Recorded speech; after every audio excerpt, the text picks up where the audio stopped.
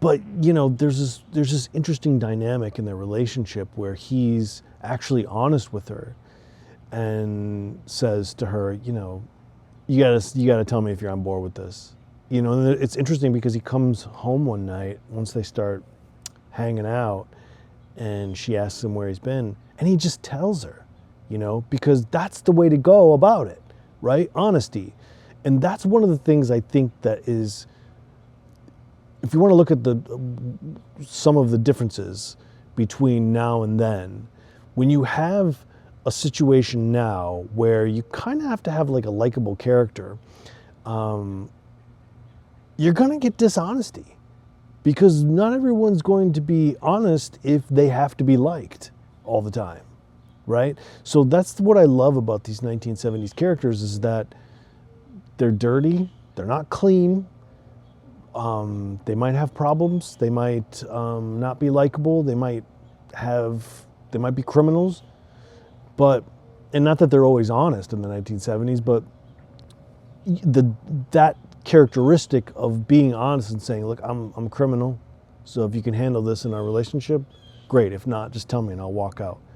It's beautiful, right? And the way that sort of drives his character throughout the movie is so interesting to watch, because there are some really intense moments for sure. And the way that they kind of go through the movie carrying out these big acts without a big score and a big, you know, car chase. There might be a few foot chases or a little bit of a car chase, but it's not like a William Friedkin picture where there's shit flying over the 401 and cars toppling and police cars jumping off of a cliff to, you know, but it's real.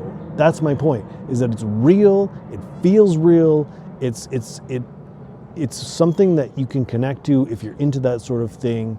And God, I wish they made movies like this still. But you know what? They still can, and they still do. We just don't look into the same spots. And I wonder if with the rise of the YouTube filmmakers at the beginning of this, I wonder if there's going to be, you know, more, it's kind of not a throwback, but kind of this kind of thing where you have more honest characters that are anti-heroes, or they're not necessarily likable. And if you watch some of my films on my Spaces with Light channel, you'll see that I'm not trying, it just comes out because this is the stuff that I like, where you have sort of these abstract characters that you're not really sure whether you like them or not, or you're kind of on board with them, but they look vulnerable, or maybe they have a dark side. I love that kind of shit. So that's my pick.